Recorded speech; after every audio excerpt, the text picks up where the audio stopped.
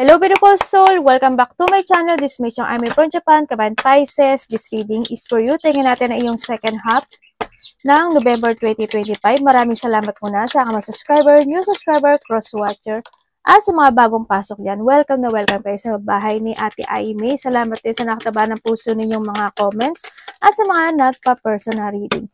Marami pong salamat. Kung gusto nyo na energy nyo lang talaga, ang gusto nyo makuha natin, all the details is in description below. Pakicheck na lang. General reading tayo, Pisces, kunin mo lang ang sayo at itapon ang hindi naman sayo. Maring vice versa, energy mo, energy ng person mo, energy ng malapit sa puso mo, nangyayari, or mangyayari pala. Use your own intuition, lawakan nyo ang inyong isipan, ano man ang gender mo, ano man ang edad mo. Lagi mo tatandaan na wala sa baraha, ang destiny nasa sayo pa rin ang desisyon man ng huli. Pisces, may makikilala ka daw na may papasok na bagong tao sa buhay mo, or yung iba dito is masyado ka may mga bagay ka na malalim mag-isip, no? O may mga bagay ka na iisipin by the second half. Yun ang nakikita ko sa iyo dito. Okay, successfully overcoming a problem. Dito sa sitwasyon, siguro yung iba sa inyo by the second half is may mga successful na problema or mga sitwasyon na need to fix dito sa situation. Kasi andito pa siya, dito pa yung Yan, may mga ma-overcome kayo na problema. So, kung saan aspeto ng buhay mo. Pwedeng sa health issue, pwedeng sa trabaho, sa pera, sa relasyon, sa pamilya, pwedeng gano'n. Kung saan aspeto ng buhay mo yan. Or need to fix. May mga need to fix. Kasi ito pa yung niya. Happiness and well-being. Yan, makakaramdam ka ng positivity. Or may mga happiness situation with a second half, hindi pala week, second half ng November, ganyan. Makaramdam ka ng happiness, positivity, may mga sitwasyon na, ito na dito rin kasi to recovery, yan, may mga sitwasyon na magsasuccess, positivity, and yan, may mga well-being situation. Also, siguro yung hope to fix or hope na ma-fulfill or ma-recover yung bagay, pwedeng ganun. Romance, celebration, and party. Ito nga si, celebration. Yan. Maaaring may mga kakaroon ng celebration. May tao dito, ikaw or someone is na gustong magkaroon ng recovery or something need to fix or want to fix para sa'yo. O makapag-ayos sa'yo. Yan, may mga celebration parties, birthday, kahit mga birthday, getting together, happiness, having fun, enjoyment situation. Yan, may mga magaganap. Maari, or makakaramdam ka lang ng kasiyahan. Yung mga kayo, mag-chill-chill kayo, pwedeng ganun. Diba? Birth or conception of a child or enterprises. Maaaring yung iba sa inyo is kasi there's a celebration ng party. Iba sa inyo is maaring may mga bagong papasok sa buhay mo, diba sabi ko sa'yo, maaring may mabubuntis, may mga anak, may parating na, halimbawa, kahit mga pet, yan, halimbawa, may pet ka, tapos nabuntis siya, o kaya may mga bagong pet, ganyan, maaring ganun sa iba, or may kakilala ka na mabubuntis, may mga ganun, kasi nandito rin si birth. Sa iba dito, this an idea, maaring idea na gusto mong mag-business, gusto mo mag-enterprise, ganyan, gusto mo ng mga adding na pagkakaperahan, na handun ka sa thinking about situation na yon. And ang nakikita ko dito, if ever na mayroong kang ganun idea, and this is that time, kasi it will be success sa nakikita ko sa iyo dito. Kasi nandito rin sa celebration. Yon, may mga magpag-uusapan related to a child, related sa enterprises and idea. News is on the way. Ate, good ba yan? Oo, good naman to. Kasi puro good siya, Pero ito, hindi natin alam to, diba? Pero there's a news is on the way. Siyempre, may mga good news happen into your life. Maaaring makaka-receive ka ng good news sa isang tao na malapit sa iyo. Pwedeng sa kapatid mo, or pwedeng sa kaibigan mo, pwedeng sa kasamahan mo sa trabaho, or pwedeng mga ganyan. Mga ise-celebrate, pwedeng ganun. Or any good news yan. Ay, naku po, naloko na. Unsuccessful outcome to a problem. Maaring hindi lahat is magkugut para sa iyo kasi pwede, nandito kasi si child, pwedeng may mga broken situation, pwedeng mga pagkadismaya sa kapatid, sa anak, sa family, sa relasyon, o kung kanino man yan, mga disappointment, pwedeng gano'n. May mga sitwasyon na pwedeng hindi pa siya sa ngayon magsa-successful o hindi mo pa siya ngayon matatanggap to recover or to success yung bagay na yun. Maaaring magkakaroon niya ng delay, di ba? Hindi pa napapanahon, di ba? Sa iba sa inyo, maaaring na doon yung point o situation na may mga bagay na kailangang i-change, ganyan. May mga kailangan ng mga new strategy, new idea, new situation, pwedeng ganon sa iba sa inyo. When it comes successful outcome to a problem din kasi ang nakikita ko dito is may mga problema or may tao na lagi siyang makakapag-broke ng promises pagdating sa'yo or ikaw ito sa kanya. Or pwedeng ito sa sarili mo. Halimbawa, this time, mag-iipon ako ng pera. Halimbawa lang this time gagawin ko na to. This time, ipag-focus ako dito. This time, hindi na ako ganito, hindi na ako ganon, hindi na ako ganyan. Pero you always broke your promises. Pwedeng ganon sa iba sa inyo. Kaya hindi ma-resolbahan o hindi maayos-ayos yung problema na yon, di ba? Kung saan aspeto ng buhay mo yan. May anak, may dala ka pang pagkain. Or, makaka-receive ka ng bad news o na hindi inaasahan na ikabibigla mo. Also kasi this is a problem and this is a storm, no? Or as in problem, pwedeng mga ikakabigla, ikakashock situation, mga hindi inaasahan, ganyan. Maaring hindi ito mangyari sa'yo, maaring makaka-receive ka lang ng news, ng information, or communication with someone na ganito yung pinagdadaanan niya. Pwedeng ganon. Vice versa. May mga sitwasyon na kung sa enterprises yan, may mga bagay na hindi magsasuccess. Pero wag ka daw mawala ng pag-asa kasi andito si Crib. Asa na ba yung si Crib? Ito pala, andito si Crib. Ibig sabihin, kung nagkaroon ng mga enterprises na hindi nagsasuccess ngayon, may mga bagay ka lang kailangang strategy and new idea and new plan ang kinakailangan to success. Kasi andito rin si Sun. Ha? Tingnan natin energy mo. Ay, may mga unexpected. There's a separation pala sa iba, no? Sa iba dito, separation, magkakaroon, may mga unexpected, a blow-up emotion coming sa'yo na ikaka-stress mo. Yung iba dito, mahata ka na nakaraan, may mga disappointment, intense, sorrow, grief, sadness, o pwedeng trauma, mga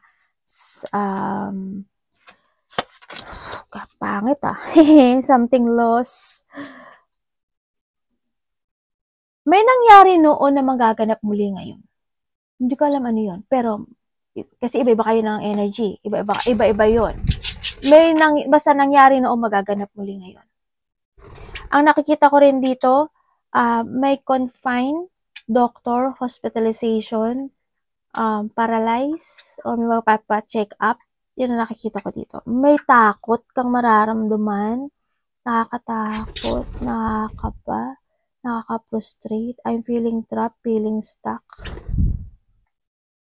May mga sitwasyon na nakapagpapahatak sa'yo sa nakaraan, ano? Siguro yung mga unresolved situation, unfinished business situation ako na nakita dito. May malalaman ka raw katotohanan. Tingnan natin energy mo. Energy niya, universe. Maging aware ka sa lahat, ha?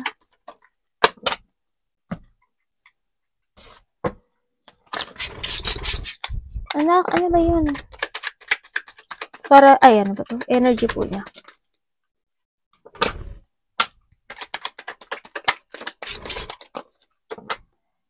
Energy mo. Okay, energy mo, you're not stable. Ako nakikita. Hindi siya stable. Sa iba sa inyo, ingatan nyo na lang. Sana hindi kayo magkasakit. No? Sana walang magkasakit. ang nakikita ko rin dito is energy mo. Siguro mas more ka magpo-focus this time sa sarili mo, mas more ka magpo-focus to achieve something or to be stable, maaaring sa trabaho, sa pera, ganyan. Doon maaring doon. May mga bagay ka na, yung energy mo kasi may mga bagay ka na didibdibin, magmumuni-muni ka. Yan ang nakikita ko sa'yo dito. No? Pero sana hindi ka ma-imbalance. Yun. It's more siya, self-love. Magsi-self-love ka ata dito sa'yo.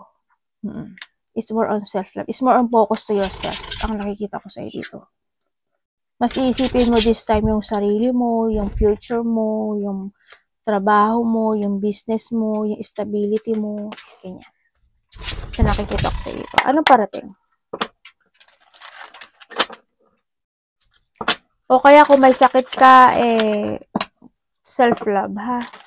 Alagaan mo yung sarili.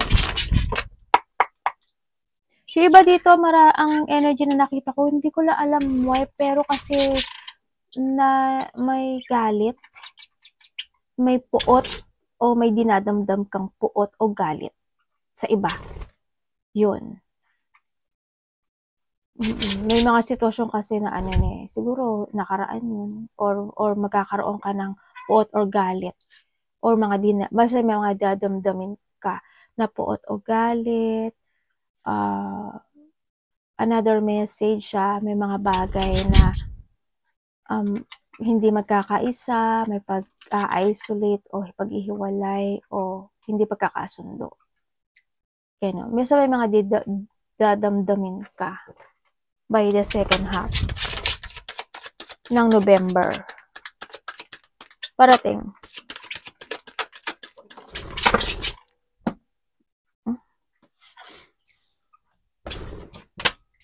Chang!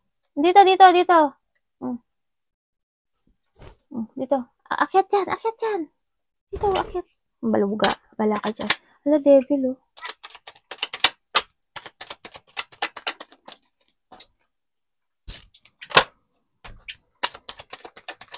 Parating. Okay, parating sa'yo. Sumakit yung ulo ko, Nalo, Okay, parating sa'yo. Baka sumasakit ulo mo. Okay. Iba dito may sakit ng ulo. May migraine kayo? Okay, parating sa'yo. Parating sa'yo, makakaramdam ka daw ng pagka-boring. Yan, makakaramdam ka na. You are bored, hindi ka na masaya. Ganyan. Or maaaring sa trabaho mo, siguro ka sa point na paulit-ulit na lang na ganito yung buhay ko, paulit-ulit na ganito ginagawa, nakaka-boring na, mga ganon. Parating din sa'yo is, baluga, nagulat ako. Parating sa'yo is, merong, kasi sa iba sa inyo, kayo, no, parang hindi pagiging, magiging, kayo, workaholic, ganyan, or magpo-focus mo kayo sa, wala, kinakagat si mami. Yun. May isang sitwasyon sa buhay mo na nangyari na noon na mauulit muli ngayon. Di ba nasabi ko na yung kanina? Lumabas kasi siya uli. Kaya kailangan ko sabihin. Or, sa iba sa inyo, is may tao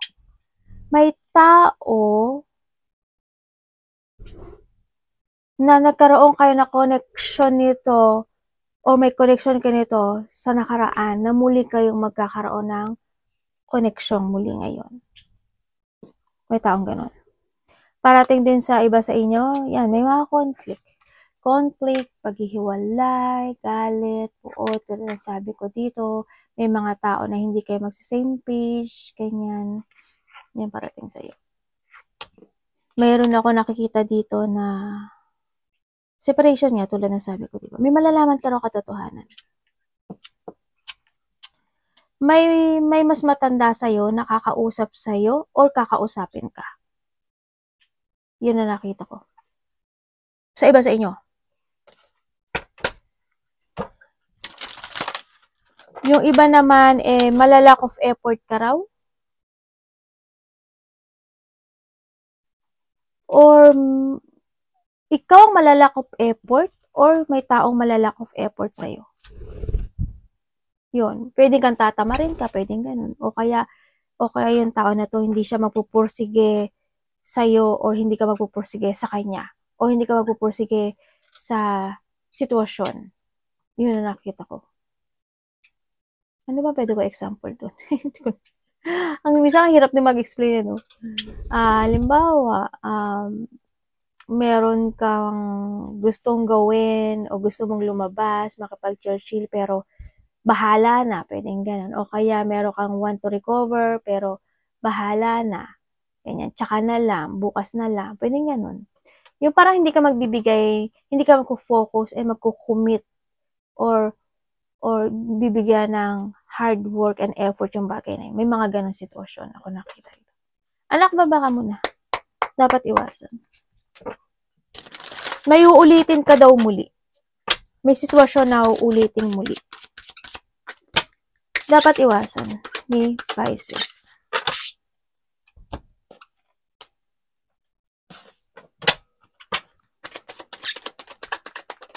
Dapat mong iwasan. Okay. Okay, dapat mong iwasan yung pabigla-bigla. Huwag ka masyadong pabigla-bigla. Iwasan mo na hindi ka magplano sa buhay mo. Huwag bigla. Maisip mo lang, masabi mo lang, magawa mo lang, di ba? Habaan mo yung pasensya mo, pag-isipan mo maigi, kung ano yung mga bagay na gusto mo umpisahan, mga bagay na gusto mo i-pursue sa buhay, yung mga gusto mong desisyonan sa nakita ko dito.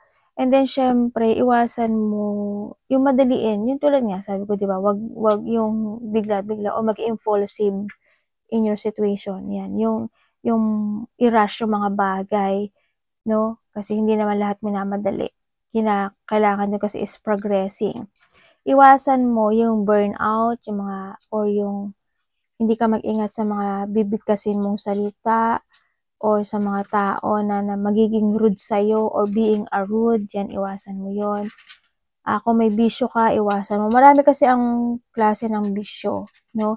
Pwedeng happiness na bisyo, ganyan. Yung parang magiging comfort mo is, siyempre, yung shopping, di ba? Pwedeng ganon. Depende sa bisyo. Kung sa iniinom, kinakain, kung hindi healthy, it's time, try to make it balance, sinasabi din doon. Iwasan mo yung mga sitwasyon na hindi ka makapag-focus. Burnout, hindi ka makapag-focus. Yung mga taong bully o mang-bully, iwasan mo rin yun. Not to take it action and iwasan mo yung mag-think ka ng negativity. Always think positivity. Huwag kang magkaroon ng doubt. Ganyan. And huwag kang matakot sa mga gusto mong gawin o umpisahan o actionan this time. Love. Love sa lahat, kapatid, anak, magulang, karelasyon. Tsaka syempre yung sobrang gastos, iwasan mo yun, ha. Yung mawalan ka ng tiwala o bilib sa sarili, yan. O yung mga taong walang tiwala o bilib sa'yo, bahala sila, sabihin mo. Yung mga pagtatalo, galit, alita, hindi pagkakasundo, umiwas ka doon. O yung mga taong pagsalungat, sasalungat ka, o yung mga taong salungat sa'yo, bahala sila rin. Ha?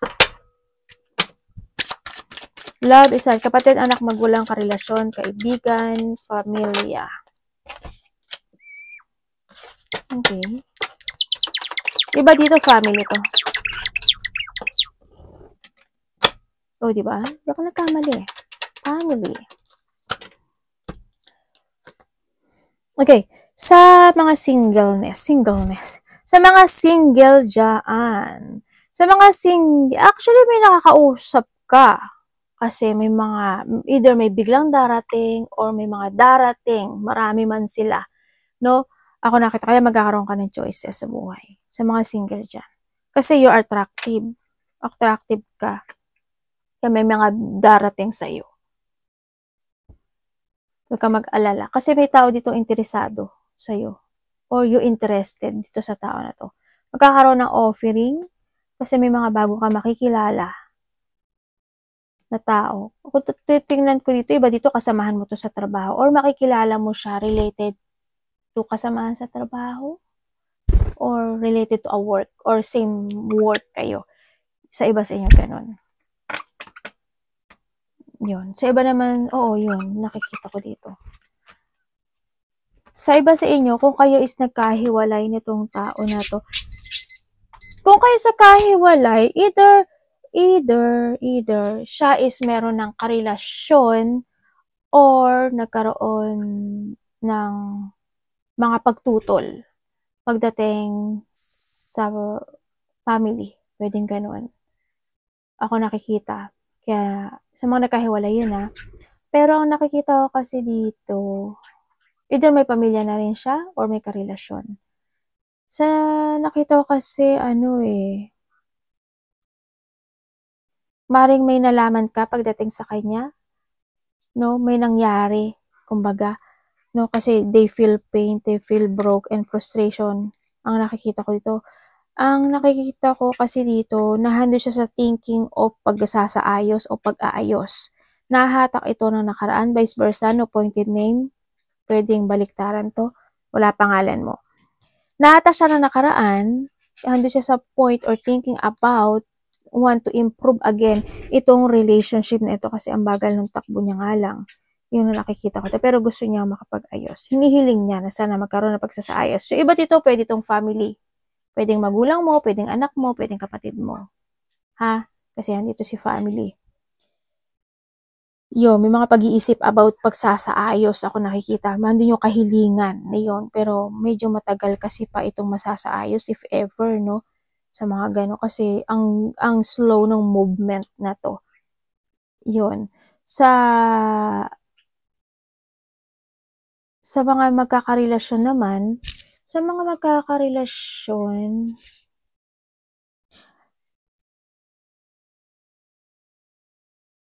mas matanda sa'yo itong karelasyon mo? No. Sa iba sa inyo. Either or vice versa. Yun. Kasi medyo may gap ako nakikita. Either mas matanda siya sa'yo or ikaw mas matanda. Maring either siya is related kayo in the same work ng relationship mo. So nakita ko naman yung kasaganaan. No? O yung iba dito, either may karelasyon ka or either siya is may karelasyon. Tapos nag-meet kayo. Pwedeng ganun. Yun na nakita ko Sa iba, baka hindi niya naman to energy. Kung hindi naman ganun nangyari, ang nakita ko dito, kasi bago ito. No, kung kayo is nagkahiwalayan. Hindi nagkasundo in the past, maaari nagkaroon ng bagong simula sa nakikita ko dito. May kasaganaan, may happiness, ako nakikita dito. Maaaring kung kayo is thinking about union or magkakaroon kayo ng communication kung kayo is LDR, itong tao na to, or hindi man, hando naman yung communication dito. Pero ang hindi ko lang maintindihan, kasi para may something pagbabago na magaganap sa relasyon na to. May mangyayari. Pagbabago. May magbabago. As in, may magbabago. Tingnan natin ang money mo.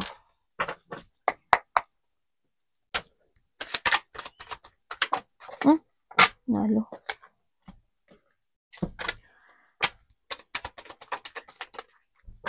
Kung sa iba sa inyo, handun yung isa sa inyo is devoted dun sa relasyon.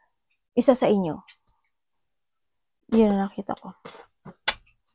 Money ni Pisces. Maring isa sa inyo, lang din, yung parang makorek. Alam mo yun? Huwag ganyan, dapat ganito. Sa tingin mo, ganito kaya? Ganito na lang, ganun na lang. Parang may ganong sitwasyon. Baka iba sa inyo may kasal, Sa nakita ko dito. Baka may ikakasal, may pupuntahan kayong kasal, may pag-uusapan related to kasal. Yan. May mga ganon. Sa relasyon. Okay. Sa money mo, ang nakikita ko dito is there's a new horizon happen into your life pagdating sa money mo. Maaari iba sa inyo night shift, no, or pagising-gising or kulang sa tulog.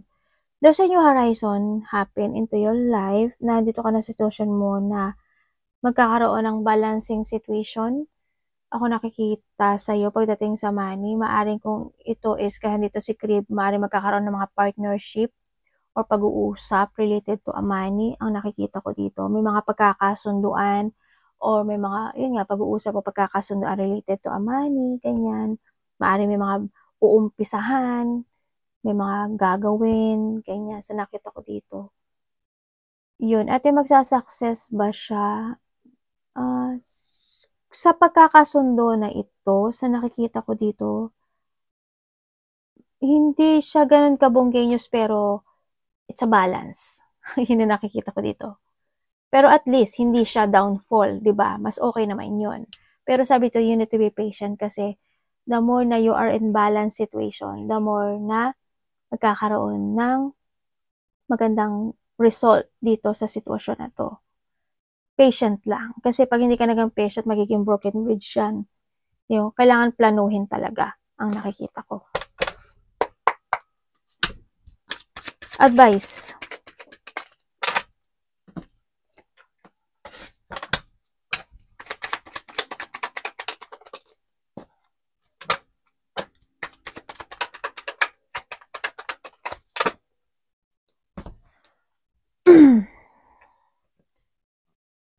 When it comes sa advice, sabi dito is you need to release yourself or free yourself in a situation na you feel na hindi ka nag-growth or nagkakaroon ka ng frustration. And you always see the fact before ka mag-desisyon, before ka mag-action, before ka magsalita. Always see the fact. Make a new strategy, new plano, mga bagong pananaw sa kinabukasan is needed. Trust ka sa intuition mo. And then, may mga bibigay daw sa sayo na sign si universe and mag-focus ka doon. Don't ignore ang sinasabi dito. Either sa repeating sign na numbers, by the song, or by kaibigan, kakilala, mga baka may sasabihin siya na nasa isip mo, nabanggit niya. Diba? Kung ano man yan, may mga sign daw siya na ibibigay sa'yo. Huwag mo i-ignore and don't reject it. May mga new opportunity na darating sa buhay mo, ang sinasabi dito. Siyempre, may mga sitwasyon din na we need to sacrifice. Ganyan. Yun, ang sinasabi dito. And, sabi rin, makinig ka daw sa advice or sa advice ng ibang tao or opinion ng tao, ang sinasabi dito. And, be confident, be cooperate, and ano pa, kasi iba sa inyo may pagka-passionista, no? Ando ka sa point na you always take good care yourself and basta passionista yung iba kasi dito no? And syempre, ang nakikita ko rin dito, don't be hang. Ganyan. Huwag kang mahang in a situation. Ganyan. Release, escape, and free yourself. Taking control yourself. And kailangan daw sa'yo is mental strength. No? Focus doon. Iwasan mo yung mga frustration, yung mga sitwasyon na mapofocus ka sa painful situation, ganyan, iwasan mo yun. Huwag kang malito. Kung kailangan mo ng advice na magagaling sa ibang tao at dahil nahihirapan ka when it comes to your decision making, humingi ka. Pwede naman. Arigatou namaste, God bless.